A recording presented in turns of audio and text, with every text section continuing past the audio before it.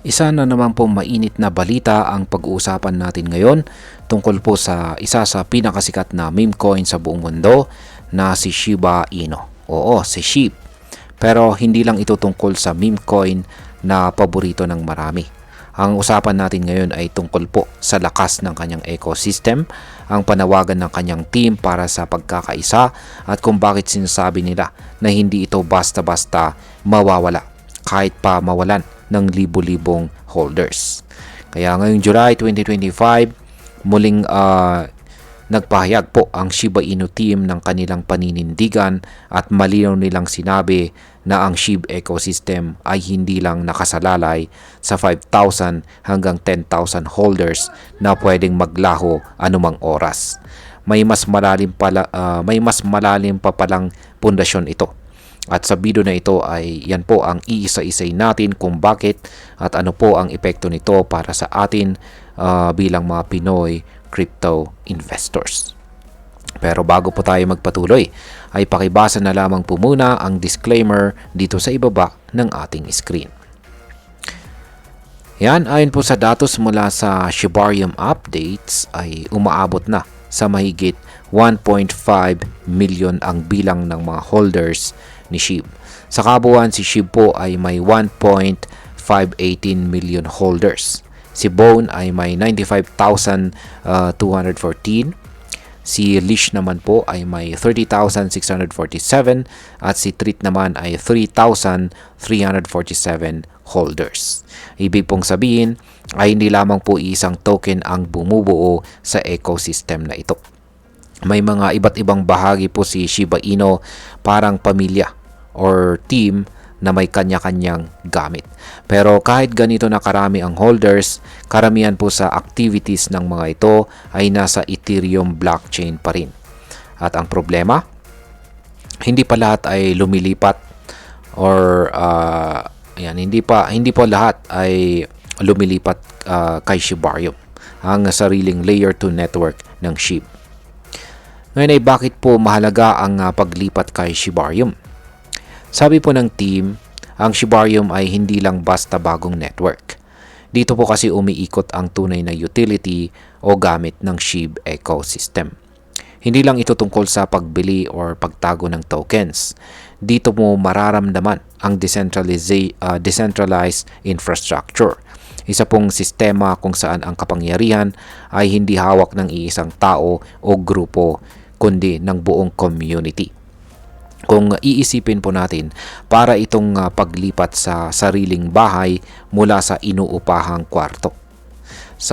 Kay Ethereum, nakikigamit lamang po sila ng space. Pero kay Shibarium, sila na po ang may-ari nito.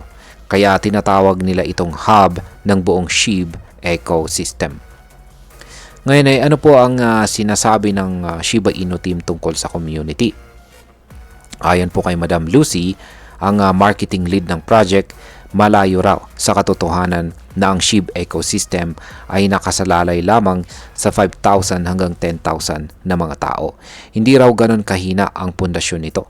Sa katunayan, sabi niya, matagal nang pinapatunayan ng SHIB Army ang kanilang tibay kahit sa gitna ng mga pagsubok, pagbaba ng presyo o mga balitang negatibo. Ayon po kay Madam Lucy, panahon na para kumilos ng sabay-sabay.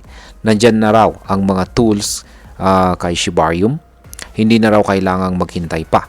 Ang kailangan na lang ay ang pagkakaisa at kapag ito ay naabot, mas bibilis ang pag-unlad ng buong project. Ngayon ay paano po sumali sa Shibarium movement? Kung interesado ka po na kung interesado ka ring lumipat kay Shibarium, simple lamang po ang proseso. Una, kailangan mong idagdag ang Shibarium network gamit ang platform gaya po ng Chainlist. Yan, kailangan mo lang ng tamang RPC URL at chain ID para gumana ito.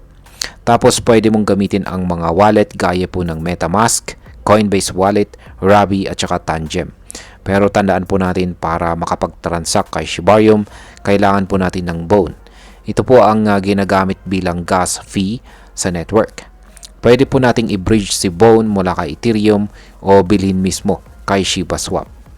Kapag connected na po tayo ay pwede na po tayo mag-explore gamit ang shibariumscan.io, ang opisyal po na block explorer ng network.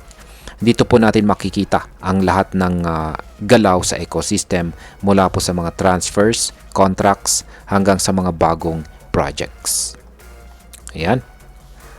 Ngayon ay ano naman po ang papel ng iba pang tokens gaya ni Bone, Leash at saka Treat. Hindi lamang po si SHIB ang bida dito. Kasama rin sa paglipat ang buong pamilya ng ecosystem na si Bone, si Leash, si Treat at pati na rin ang Shiboshis. Ito po yung mga NFT characters ng SHIB. May kanya-kanya pong gamit ang mga ito. Si Bone ay para po sa gas fees. Si Leash ay isang token na may limitadong supply kaya may premium po ang dating. Si Treat naman ay ginagamit sa rewards at lahat sila ay may papel sa pagpapatibay ng Shibarium. Ang layunin ay hindi lamang po para dumami ang holders kundi para gamitin mismo ang ecosystem. Mag-launch ng decentralized apps, mag-deploy ng projects at syempre para makatulong sa pag-burn ni SHIB. Ang burning process po ay mahalaga para mabawasan ang supply at posibleng magpataas ng value. Ngayon ay pag-usapan na po natin ang posibleng epekto nito para sa atin bilang mga Pinoy crypto traders at investors. Una, kung isa ka pong SHIB holder, malaki ang oportunidad na lumawak ang ecosystem na sinasalihan mo. Hindi ito stagnant na coin lamang. May gumagalaw, may improvement, at may real use cases na unti-unting lumalabas. Ikalawa, kung isa ka namang pong trader, ang paglipat po ng community kay Shibarium ay isang mahalagang signal. Maaaring magkaroon ito ng epekto sa presyo lalo na kung tataas ang demand para kay Bone at SHIB. Kaya importante ring bantayan ang mga galaw sa ecosystem at sa presyo ng bawat token. Ikatlo, para po sa mga gustong sumubok ng Web3 development or crypto dApps, magandang pagkakataon ito para makilahok sa isang lumalawak na network na hindi pa ganap na saturated. Ayan. Bilang panghuli, ang masasabi ko naman sa paggalaw na ito ng Shiba Inu team ay sa totoo lang ay nakakabilib po ang tibay ni SHIB at ng buong Shiba Inu army. Marami ng meme coins ang dumaan at nawala, pero si SHIB tuloy pa rin ang laban. At ngayon, hindi lamang po basta meme coin ang gusto niyang ipakita. Gusto niyang iparamdam na isa siyang buong ecosystem na may sariling mundo at yan po ang Shibarium. Pero syempre, hindi ito magiging matagumpay kung walang suporta mula sa mismong community. Kaya kung holder ka, baka ito na ang tamang panahon para lumipat. Kung curious ka pa lamang, magandang aralin mo ito habang maaga pa. At ayun, hanggang dito na lamang po tayo sa video na ito mga ka-crypto. Marami pong salamat sa panonood. Ingat po tayo lagi at God bless po sa ating lahat.